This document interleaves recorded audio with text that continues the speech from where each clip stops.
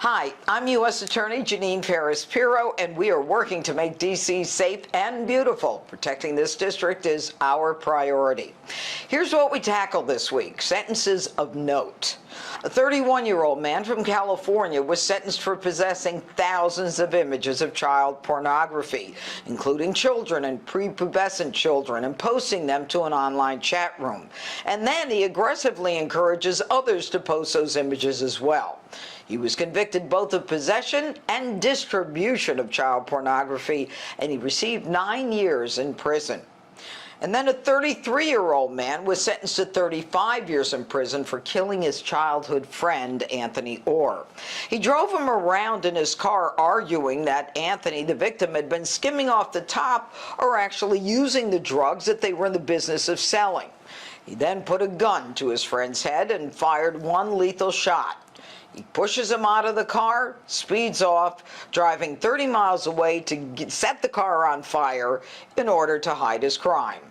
A 22-year-old armed with a handgun who had a prior felony conviction was sentenced to 7.5 years after a violent 24-hour crime spree. He's got a co-conspirator with an AR-style rifle. Both of them go through the district in Maryland. They're ambushing individuals on the streets, stealing their personal property, and then stopping a Mercedes, removing the inhabitants, stealing their money, their jewelry, their handbags, and their cell phones from those victims.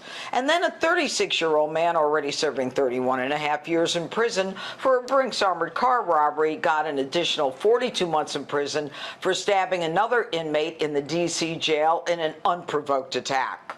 A 20-year-old man sentenced to more than 8 years in jail for the armed robberies of unwitting Facebook marketplace consumers. He lures them with a fake account to a location, points a gun at the victim, stealing the items they had for sale. And then a 29-year-old two-time thief gets 42 months in prison for breaking into a local business twice in the same day to steal money, food, and he forgot the large screen TV, so he went back and stole the TV. Mistake. Pleas and convictions. A 58-year-old man was found guilty of road rage in the killing of an Uber Eats driver, Rashid Abdullah. The driver fled the scene with his girlfriend in the car. The girlfriend then calls an auto body repair shop to fix distinctive damage on the vehicle, distinctive damage that would go out on a police bulletin later that day and was ultimately used to link him to the shooting. And charges and arrests.